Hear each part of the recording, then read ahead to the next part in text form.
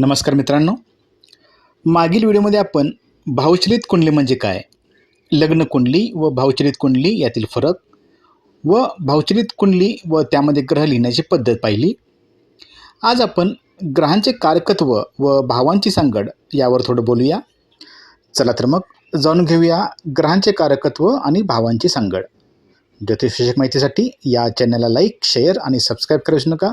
तसेच माझे व्हिडिओ आपण सोडत असल्यास कॉमेंट बॉक्समध्ये नक्की सांगा. मित्रांनो, आपण ग्रहांचे कारकत्व म्हणजे काय हे शिकलो. कृष्णमूर्ती पद्धतीमध्ये आपण कार्यक्षत्व पाहिले. कारकत्व व कार्यक्षत्व यामध्ये फरक आहे हे तुम्हाला आता माहीत आहे. ग्रहांचे कारकत्व म्हणजे एखाद्या ग्रहाकडे सोपवलेली नैसर्गिक जबाबदारी होय. सोप्या भाषेत सांगायचं झालं तर विश्वातल्या प्रत्येक गोष्टीमागे, घटनेमागे वस्तू, नाती, भावना, शरीराचे अवयव यावर कोणत्या ना कोणत्या ग्रहाचे अधिपती असते. जसे रवी हा आत्मा, वडील, आरोग्य, सरकारी नोकरी, मानसन्मान, डोळे, हाडे इत्यादी गोष्टींचा कारक आहे. तर चंद्र हा मन, माता, भावना, पाणी, प्रवास, नेत्र इत्यादींचा कारक आहे. ग्रहांच्या कारकत्वात अजून बऱ्याच गोष्टी येतात, परंतु अगदी थोडक्यात सांगायचं झालं तर येथे प्रत्येक ग्रहाचे कारकत्व अगदी थोडक्यात दिले आहे, ते पहा. जसे मंगळ हा उत्साह, जमीन, धाडस, भावंडे, रक्त, शस्त्रक्रिया इत्यादीचा कारक. तर बुध हा बुद्धीचा, वाणीचा कारक. गुरु हा ज्ञान, शिक्षक, मुले, धर्म, संपत्ती इत्यादीचा कारक. शुक्र हा वाहन, सुखसुविधा, प्रेम, विवाह, कला, सौंदर्य इत्यादीचा कारक. तर शनी हा कर्म, न्याय, आयुष्य, दुःख, कष्ट, कचरा, नोकर ह्या गोष्टींचा कारक आहे. हे अगदी थोडक्यात दिले आहे. अजून बऱ्याच गोष्टी वेगवेगळ्या ग्रहांच्या कारकत्वात येतात. आपण प्रत्येक ग्रहांची माहिती पाहिलेली आहे, त्यामध्ये याविषयी आपण बोललेलो आहोतच. मग या विश्वातील कोणतीही गोष्ट असो, जसे रंगामध्ये म्हणाल तर काळा रंग शनीच्या कारकत्वात येईल, तर पिवळा गुरुकडे जाईल, तर लाल रंग हा मंगळाकडे जाईल वगैरे. तर खाण्यामध्ये म्हणाल तर लाल तिखट मिरची ही मंगळाकडे जाईल, तर हळद ही गुरुकडे जाईल. किंवा गोड पदार्थ, मेद वाढवणारे पदार्थ हे गुरुकडे जातात. तर नात्यामध्ये म्हणाल तर आई ही चंद्राकडे जाते, तुम्हाला आता माहीतच आहे. पिता रवीकडे, मंगळाकडे भाऊ व शुक्र पत्नीचा कारक असे. परंतु काही ठिकाणी कारकत्वासाठी ठराविक नियमसुद्धा दिलेले आहेत.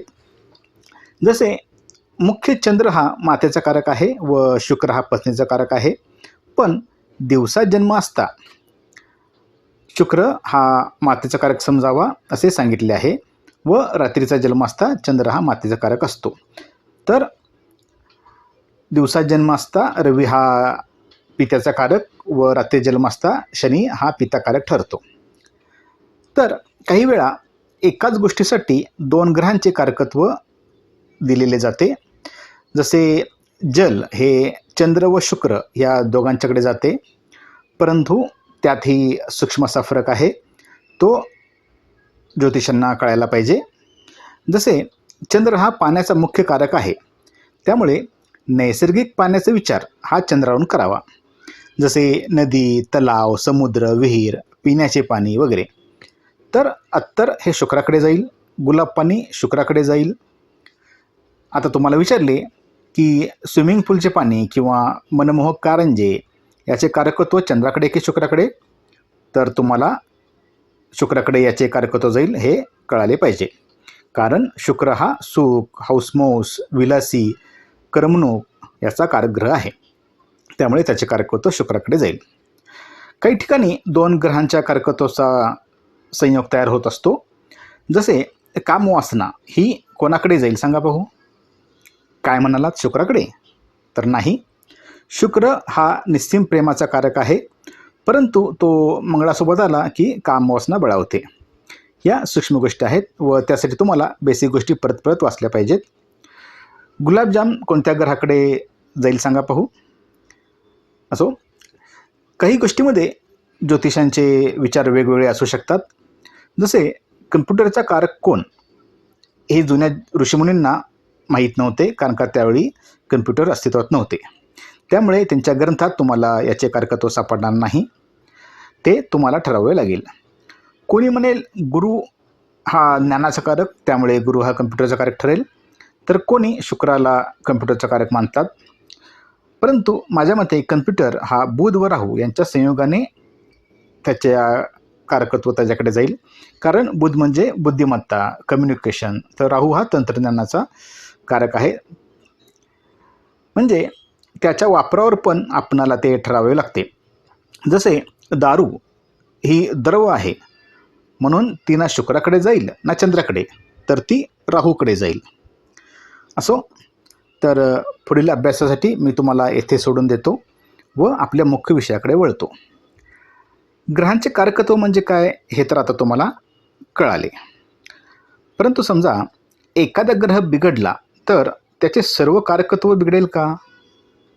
जसे समजा कोणाच्या पत्रिकेत रवी नीच आहे, तर आपण पाहिले की रवी हा आरोग्य, वडील, सरकारी नोकरी, डोळे इत्यादींचा कारक आहे. तर ह्या सर्वांची फळे बिघडतील का? तर नाही. ज्योतिषशास्त्रात भाव आणि कारक यांची युती काम करत असते. त्यामुळे ग्रह जरी बिघडला तरी संबंधित भावसुद्धा बिघडावा लागतो, तरच त्या गोष्टीबद्दल तो नुकसान करणारा ठरतो. जसे रवीसोबत लग्नस्थान बिघडले तर तो आरोग्यावर परिणाम करेल, तर रवीसोबत नवम स्थान बिघडले की तो वडिलांच्या बाबतीत काही अशुभत्व आणेल, व रवीसोबत द्वितीय स्थान बिघडले की डोळ्याविषयी काही तक्रारी देईल, व रवीसोबत दशम स्थान बिघडले तर सरकारी नोकरीमध्ये अडथळा आणेल वगैरे. समजा रवी नीच आहे, परंतु लग्नेश स्वराशीचा उच्च केंद्रकोनात असता जातकाला आरोग्याच्या तक्रारी देणार नाही. द्वितीय स्थान बिघडले आहे असे समजा, व रवी शुभ आहे, तर डोळ्यांचा त्रास होणार नाही, पण गुरु बिघडल्यास संपत्ती संबंधी अडचणी दाखवेल. समजा गुरु व द्वितीय भाव दोन्ही बिघडले की तो धनहानी दर्शवेल, पण बुध व द्वितीय स्थान हे बिघडले असता वाणीदोष म्हणू शकता. चतुर्थावरून आपण वाहन, माता, जमीन इत्यादी पाहतो. जर चतुर्थानी समजा पापग्रहांची युती, दृष्टी वगैरे असेल, जसे शनी राहू चतुर्थात आहेत, पण चंद्राची स्थिती शुभ असता आईचे सुख मिळेल, पण शुक्र बिघडल्यास वाहनास अपघात होईल. मंगळ व चतुर्थानाचा संबंध असल्यास जमिनीविषयी फलादेश किंवा घटना घडेल. कळाले ना? द्वादशात राहू असता परदेश प्रवास होऊ शकतो असे ज्योतिष ग्रंथात का सांगितले आहे हे तुम्हाला आत्ता कळेल. कारण कारक ग्रह कारक भावात त्या ग्रहाच्या कारकत्वात वाढच करतो. तुमच्या पत्रिकेत नीच असलेला ग्रहसुद्धा त्याच्या कारकत्वाची शुभ फळे देत आहे का? सांगा पाहू त्याचे कारण. आज येथेच थांबू. धन्यवाद.